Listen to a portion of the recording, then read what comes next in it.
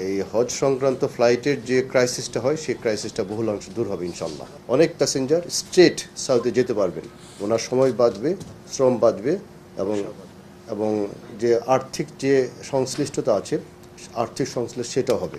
আমাদের civil aviation and tourism মন্ত্রণালয়, আমাদের সিভিল এভিয়েশন সবাই মিলে এবার হজটা খুব ভালো হয়েছে আলহামদুলিল্লাহ। সামনের দিনগুলোতে, সামনের বছর এই নতুন এমওইউ সাইন করার পরে 84 যে ফ্রিকোয়েন্সিটা হলো, তার জন্য আমার বিশ্বাস এই হজ সংক্রান্ত ফ্লাইটের যে ক্রাইসিসটা হয় সেই ক্রাইসিসটা বহুল অংশ দূর হবে ইনশাল্লাহ। আর এর বাইরেও আরও দু একটা জিনিস আমি আশা করতে পারি যে আপনার হজটা যদি সুন্দর করে সম্পন্ন হয়, এটা আমাদের success story for our ministry, for the government also, সেটা ভালো জিনিস হবে। আর এর বাইরে একটা জিনিস আমি আপনার শেয়ার করতে চাই, আপনারা হয়তো জেনে থাকবেন যে ফ্রিকোয়েন্সি যেহেতু কম ছিল, অনেক সময় সৌদি যাওয়ার জন্য ঢাকা থেকে যে লোকগুলো যায় অন্য রুট হয়ে ইনডাইরেক্ট হয়েতে সৌদি যেত, সেই যাত্রীর সংখ্যা হচ্ছে অলমোস্ট 1.1 মিলিয়ন, দ্যাট ইজ 11 লক্ষ লোক। এখন এই যে ডাইরেক্ট যেতে পারছি মন নাম্বার ফ্রিকোয়েন্সি, এর জন্য যেটা হবে অনেক প্যাসেঞ্জার স্ট্রেট সৌদি যেতে পারবেন, ওনার সময় বাঁচবে, শ্রম বাঁচবে এবং এবং যে আর্থিক যে সংশ্লিষ্টতা আছে, আর্থিক সংশ্লিষ্ট সেটাও হবে। সুতরাং বাই অল মিনস দিস ফ্রিকোয়েন্সিটা যে বাড়লো সেটা আমাদের ডিভিডেন্ড দেবে।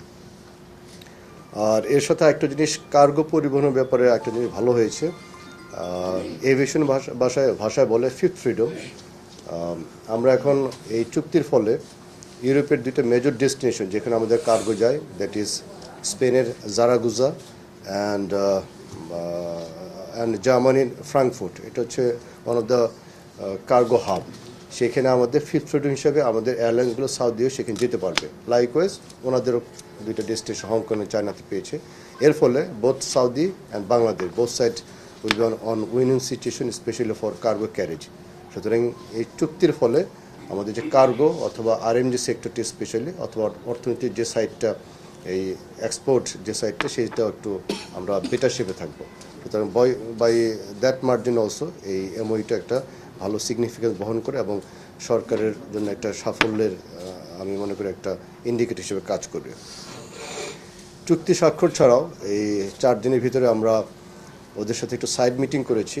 আমাদের সাথে আমাদের বিমান বাংলাদেশ এয়ারলাইন্স এবং লোকাল এয়ারলাইন্স আপনার ইউএস বাংলা, ওনারাও গিয়েছেন। আমরা এই ইউএস বাংলা বিমান অ্যান্ড সাউদি এয়ারলাইন্স আমরা সাইড মিটিং করেছি। সেই মিটিংয়ের ফলে এই যে লোকাল এয়ারলাইন্সগুলো এবং সাউদি এয়ারলাইন্সগুলো, এদের ভিতর যে আন্ডারস্ট্যান্ডিং যদি কোনো গ্যাপ থাকতো অথবা মনে করেন স্লট সে সমস্যাটা থাকে, এই সমস্যাটা অনেকাংশ দূর হবে। সুতরাং এটা একটা ভালো সাইড ছিল। এর বাইরেও আরেকটা সময় আমরা সুযোগ পেয়েছিলাম, জেদ্দা এয়ারপোর্টটা আমরা একটু ভিজিট করতে পেরেছি, just to see their operation, how they run it fine, সেটা আমাদের একটা এক্সপিরিয়েন্স। এবং সেখানে একটা আমরা ভালো একটা আমাদের একটা আই ওপেনিং হলো। সাউদি এয়ারলাইন্স সোফার যেভাবে অপারেট করতো, তাদের গ্রাউন্ড হ্যান্ডলিংটা, then your maintenance facility, academy, সব কিছুটা আলাদা করে একটা নতুন একটা কোম্পানি করেছে, যেটা নাম হচ্ছে SGS, সাউদি গ্রাউন্ড সার্ভিসেস। এটা করার পর সাউদি এয়ারলাইন্স যে আছে, they can mainly focus on the aircraft acquisition, aircraft operation, everything. আর গ্রাউন্ড হ্যান্ডলিং সাইডটা যেটা আছে সেটা SGS, যেটা সাউদি গ্রাউন্ড সার্ভিস, সেটা সে ডিল করছে। এটা করার পর তাদের এফিসিয়েন্সিটা বাড়ছে অ্যান্ড সাউদি এয়ারলাইন্স যে আছে, এয়ারলাইন্সের অপারেশন যে আছে, সেই অপারেশনাল এফিসিয়েন্সি বাড়ছে।